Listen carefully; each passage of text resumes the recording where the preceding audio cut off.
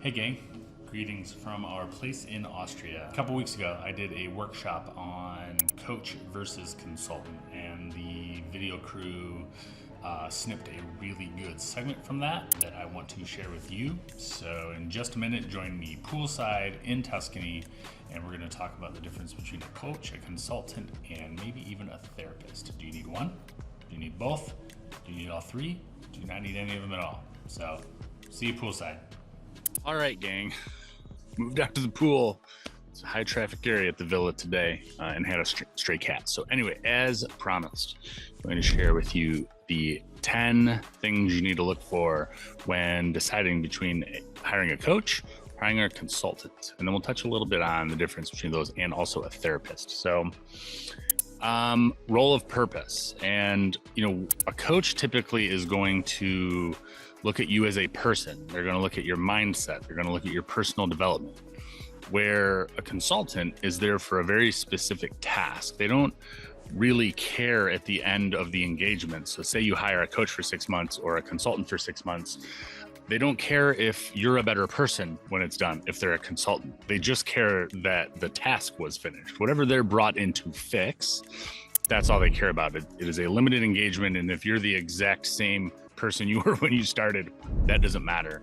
A coach looks very much more at the whole person and your own personal development that will allow you to solve the next problem easier on your own. So, I always say a coach expands the long-term capability of the client. So eventually you get to, once you understand some of these principles, and certainly in what we do with the Waves method, like it is meant to give you the tools that you can use for the next 20 or 30 years. You don't need to bring me in every time you make a decision. We go through it once, you learn how to develop the system on your own for yourself, and you have that result forever. You can go back and utilize those tools anytime you want. So, a coach, let's talk approach. That's number 2.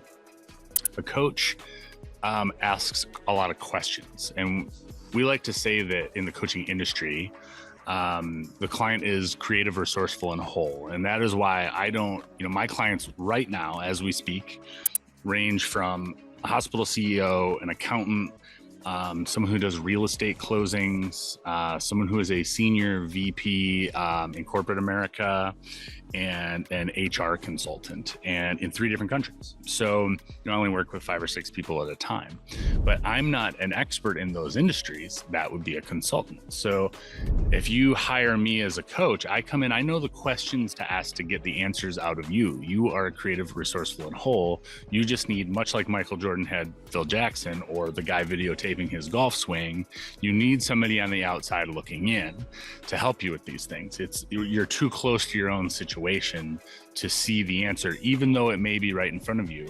And that's not a weakness. It's human nature. I say the best eye surgeon in the world can't do surgery on his own eye. And that's why you're just too close to your situation. So that's the difference kind of in the approach between the two. Number 3, ownership of the solution. So a consultant has a very specific task when they come in, the Bobs on Office Space, if you remember that movie. Like, they're there to perform, they have a mission, and they are going to get that mission done, and they are an expert in completing that mission. That's why you hire them.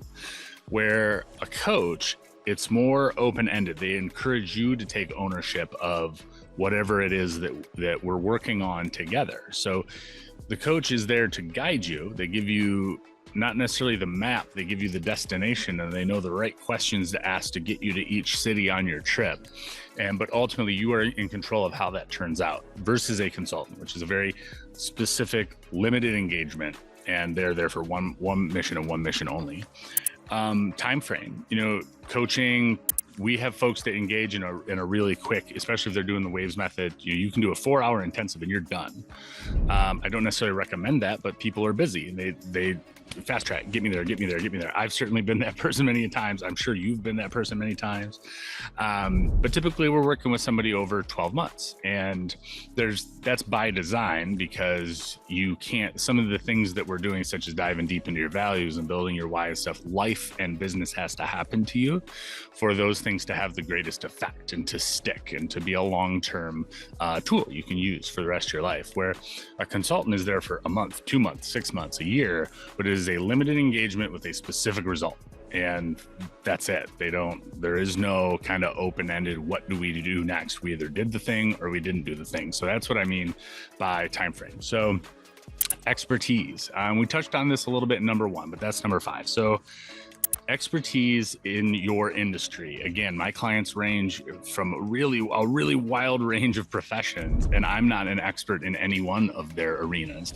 I've been an entrepreneur for a long time, so when I'm working with an entrepreneur or a small business owner, I can provide some insight, and that's why I said it in the intro. Sometimes it may be better for you to have a coach. You want the personal development, you want to develop your own capacity to handle these things, but you want somebody that speaks your language.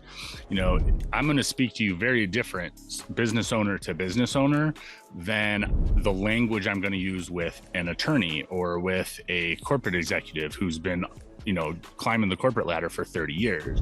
We're going to have two very different vernaculars when it comes to how we communicate with each other.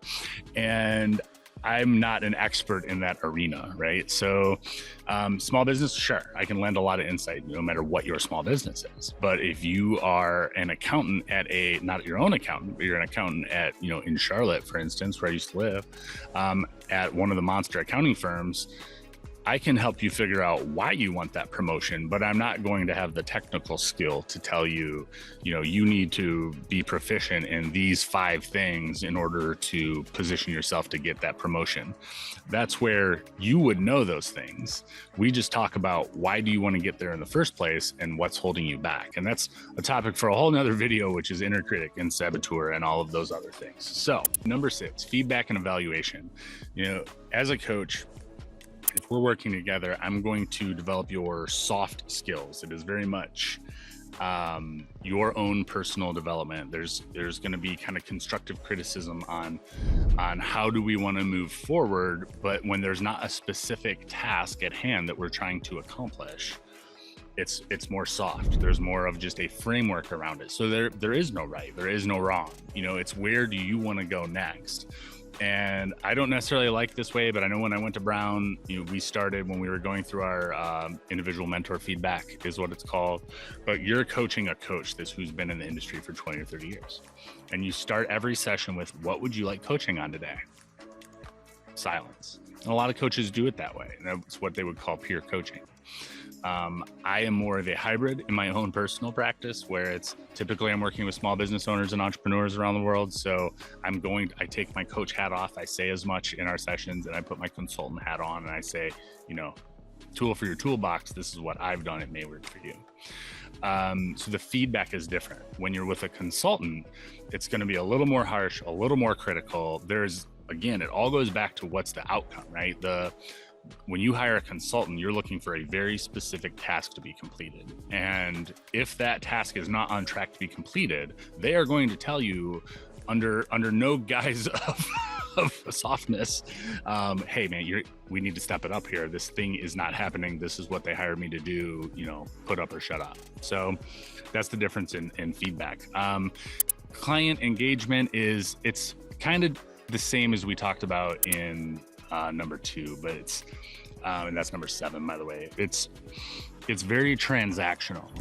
Coaching engagements can go from a month to 3 months to 12 months. I've had folks that have been with me from the very beginning. We're going on 2 years together. I've been with my coach for a very long time because the value is still there. The accountability is still there. There may not be, for instance, what we do with the Waves method. Once that's set, you can run with that for the rest of your life. So we may not be working on those specific things, but I still need that person that has that accountability. And I liken it to going to the same doctor for 15 years. Your doctor knows your history. He knows your struggles. He knows the drugs you've been on. He knows the surgeries you've had. And you can go to a new doctor and they can read your chart, but it's not the same as somebody who's been with you for a long time. So I hope that makes sense. But the engagement with a consultant is very specific, and it is, I am here for 6 months. I'm going to increase revenues by 50%. Here's how we're going to do it. Here's how you're involved. And we have KPIs along the way that are going to tell us if we're doing that successfully or not. So, and that's scope of work. That's number 8. And again, you kind of see a relating theme, hopefully, in a lot of these, what the difference between a coach and a consultant is. A consultant is going to outline their scope of work, just like you're building a house. You hire a contractor, they're going to say, here's what I'm doing and here's what it's going to cost. That's exactly what a consultant is. They're an expert in your industry. They're an expert at building the house. They are going to tell you, here's what's required, here's the subs I need, here's how much it's going to cost, and here's what the house is going to look like when it's finished. That's exactly what a consultant does. A coach, again, is very open-ended. It's what you want out of the session. And as you develop, we like to say we solve a problem so that we have a better problem to solve the next time. And your problems just keep getting better and better. And I remember listening to a mentor of mine who went on to, fill arenas with people. And he said, when I first started, my problem was, how do I get 10 people to show up to my event? And then it's, how do we get a place big enough to hold all the people that are coming to my event? And it's still a problem. It's still a challenge. It's just a better challenge than you started with before. So that's very similar to how the coaching relationship goes. You may come to me with a it's just a mindset shift. You can't get yourself, you need to make a change in your business, your life, your relationship. Doesn't matter what it is. And you can't get yourself to take that first step. And we do that deep dive through the waves method to say, why are you taking that first step? And we do future visioning exercises. If you take that first step, what's it going to look like? And are you going to be happy when you do it? It's like a crystal ball. And then that step changes. So we get you to take that first step. You do that thing. You put the 10 seats at your event. And now it's, how do we get 100 seats? How do we get 1,000? How do we get a place big enough to hold 1,000 people? So better questions, better answers, better life, better business, right? So number 9, outcome orientation. So coaches prioritize kind of your overall development and well-being. It's not that you can't do those things on your own. You absolutely will. If you're the type of person who's still watching this video, I have no doubt that you will accomplish the thing you set your mind out to accomplish. A coach just speeds up that process. And typically, at least in my work, I want you to be happy and whole while you're doing that, for lack of a better term. So, anybody can start a business and make $100,000, make $1 million, make $10 million. But what do you really want out of that? Like for me, I want freedom and autonomy and connection with people. Those are some of my top values. And when you work with me, we'll determine those for you, but more money might not be the answer, right? So as we progress along, we want to make sure that you're developing as a person and you're happy with that person while we build your business, while we get better relationships, while we're more healthy, et cetera. So hope that makes sense. With a consultant, you're hired to achieve this specific thing, and they don't really care about you as a person. They might, but that's not why they're there. They're not there to make sure you're happy at the end of that year. They're there to make sure that, we cut expenses by 50%, period. Then that's success for them. So that's the difference. And then flexibility, we'll touch on a little bit, number 9. This is the last one, but it's probably the most important. And my goals with you as a client evolve as you evolve as a client. And if you've never been in a space where someone just listens to you, and I have other videos on why you shouldn't take advice from friends and family and loved ones, and why I think everyone needs an outside party with no skin in the game to assist them on their journey, whether that's a sports journey or a business journey or a relationship journey. I have 4 coaches right now, technically, in different areas of my life. I very much, that's why I've done as well as I have, no big deal. And I don't say that to impress you. I just say to, impress upon you that a good coach believes in coaching, and they also believe in coaching for themselves. So it's just something to think about when you engage with a coach. Think about, how long am I going to work with this person? It's really important. If we hop on a call, and I call it a demo call because we actually do some strategy with you, it doesn't cost anything. You got to really jive with that person. I've got to jive with you. It's, in my world, it is more of an interview of you. You see the value based on, maybe you read the book, or we met at a live event, or you went through one of our courses. And you're like, oh, hey, that guy's pretty neat. I like the words coming out of his mouth. Let me see if maybe this one-on-one thing is for me. And you fill out an application, and we bring you in for a call. we got to get along. Like, if you don't feel that in the first 20 minutes that you're talking to somebody, that is not a good fit, and that's okay. I'm not trying to work with everybody on the planet. You know, I want to work with people who light me up just as much as I hopefully light them up.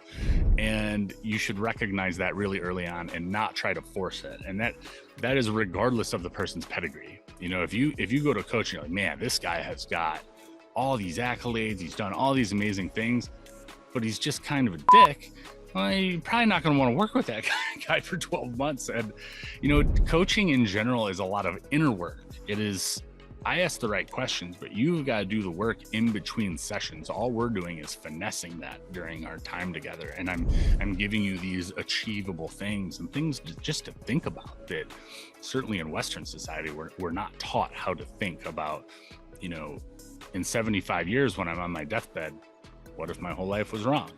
That's what we're trying to avoid as a coach, at least personally in what I do. You know, where a consultant, you know, it's a rigid project scope, and there is no flexibility, and I'm hired for 6 months and we're doing this thing. You know, I might be an expert in it, but you might not like me while we're doing it. And I always think of the Bob's on Office Space. But anyway, all of that should give you some real clarity on, do you need a coach? Do you need a consultant? And I'll leave you with one last thing. Coaches or consultants shouldn't be working on your past, and that is where a therapist comes in. Or if you have severe mental trauma, you know, there's a time and place for both. And therapists are typically working on your past, why something that happened to you that is causing you to think a certain way, act a certain way. And coaches work on the future. So what's this going to look like a year from now, 10 years from now, and how do we get there, and how are we happy along the way? So I'll leave you with that. Thanks so much for stopping by. I hope you dive into some of our other videos, and we'll see you soon.